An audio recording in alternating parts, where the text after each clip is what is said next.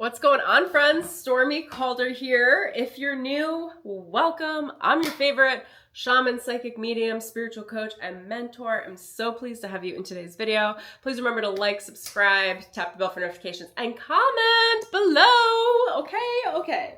In this video, I want to talk a little bit about my experience moving through parallel dimensional realities and fallen timelines like in the Matrix. So I'm going to tell you guys just a little story and we'll see what kind of spins off from there because it was so interesting. And I love that I can share things like this now because I'm out of the danger zone, baby. So some of this stuff is so wild because you think like the Matrix is just a movie or lots of movies are just movies. Lots of movies are channeled experiences. They're actual parallel dimensional realities. And there was a time when I was escaping agents. So agents are the monitors of the Matrix, and they can blow you up.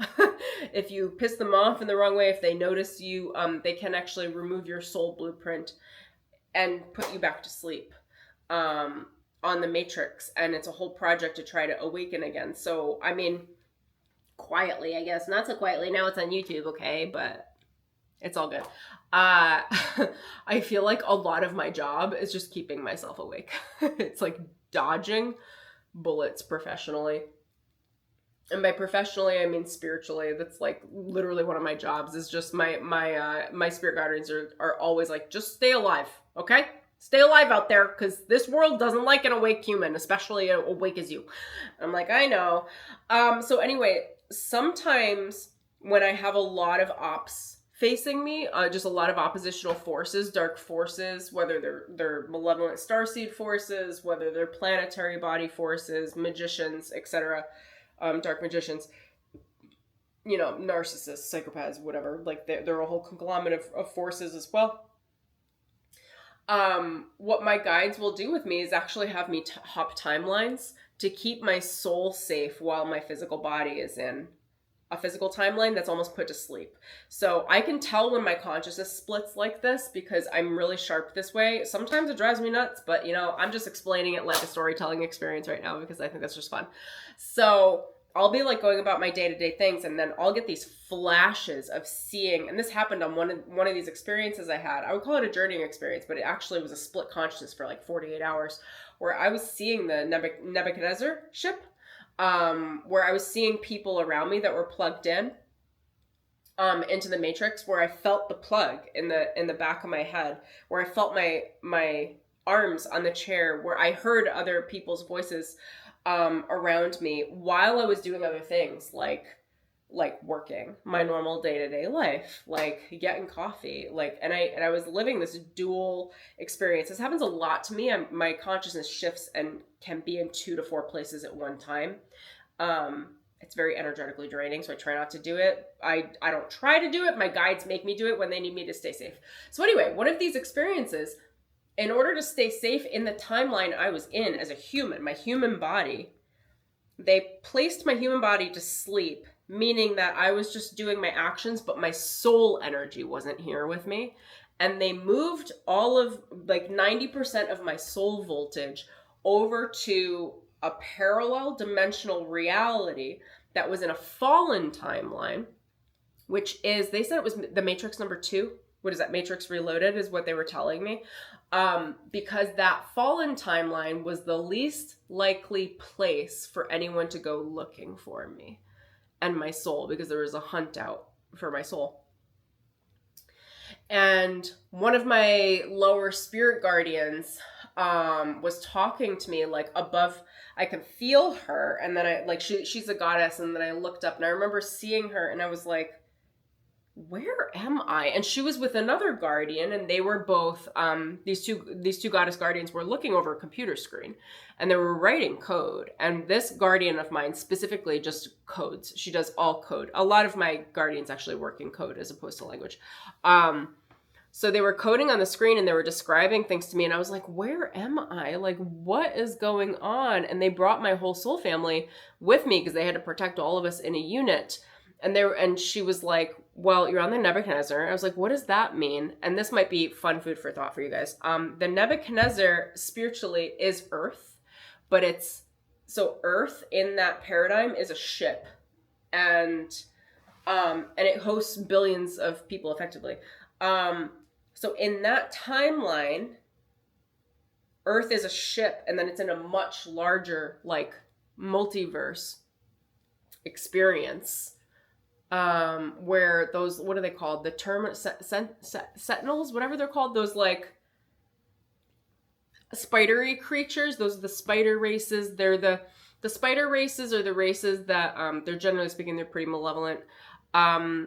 They scrape code for aliveness. It's AI. It's AI. That's another way you can think about spider races.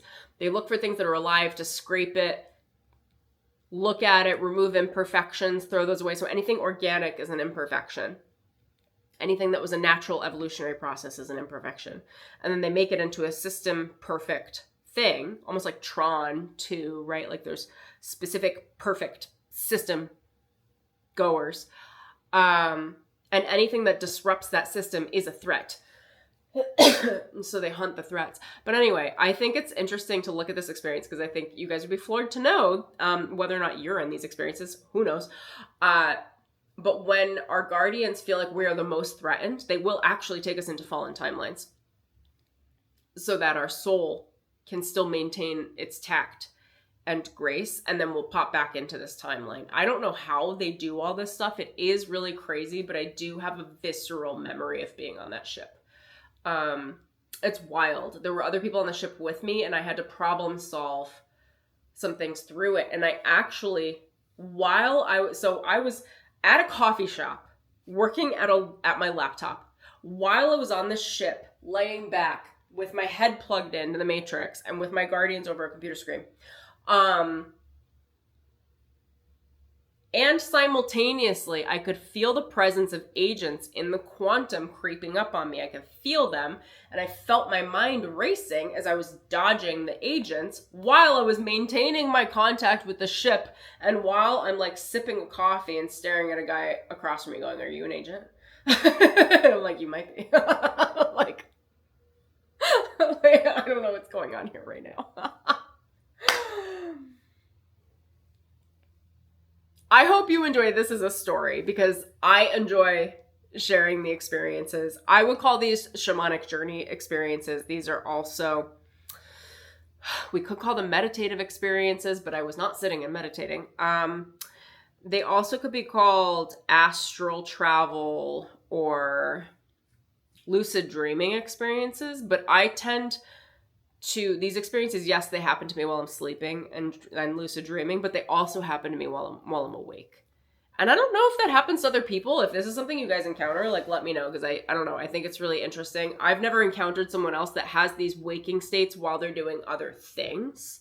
They have them while they're journeying, like shamanic journeying or during meditations. But actually, like, I could walk into a coffee shop or a restaurant on a day and all of a sudden be running like two parallel dimensional realities that I can't get out of, because they actually are running in simulation with my reality. And then I'm playing a simulation game, which is Get Out, which is not a physical thing. It's like a mental complex of how the mind works with the matrix in the simulation, and how the parallels run, and where my consciousness is, which is based on where my guardians ask my consciousness to be and where they move it into place. Sometimes it's soul mission work. Sometimes it's like this timeline had to be cleaned up. Sometimes it's like we had to move you and your entire soul group because there was a huge quantum sweep and there were huge threats on the actual physical plane and timeline that you're in right now. So they'll transport us in groups off to another timeline and then bring us back and hop us back into this timeline to keep everybody's souls from being snatched. I feel like that happens a lot with people. And then sometimes I'll be mainly in my 3D reality, like moving through an experience for my day. But the people that I run into are running simultaneous dark timelines. So then I can see the overlay. It's almost like a split screen in my mind, spiritually, in my third eye, where I can see what's happening on the 3D. And then I can see, we could call it 5D, but it's shadow 5D. It's actually really like 3D plus shadow. It's not really 5D, but like 5D vision. I guess I would say, and I can see actually what's going on in the shadow experiences. So people might, and they might not be conscious of it. They might just be like, oh, I was just like asking you out for coffee. And I'm like, you were looking to put me to sleep and knock off my soul in that, like, that's the timeline that's running right now. And you have shadow guardians that are present and I can see them. But that person might just be like, I was just asking you out for coffee. And I'm like, I think you're probably just a narcissist. Is what it is. You got agents around you. I'm not talking to you. Peace out. Anyway, I hope you guys enjoyed this video. If you did, please like it, give it a thumbs up, subscribe, tap the bell for notifications so you don't miss any future videos.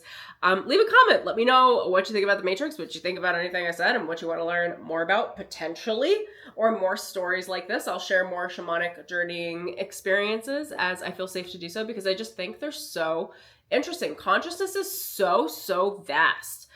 And shamans navigate consciousness very differently than other people.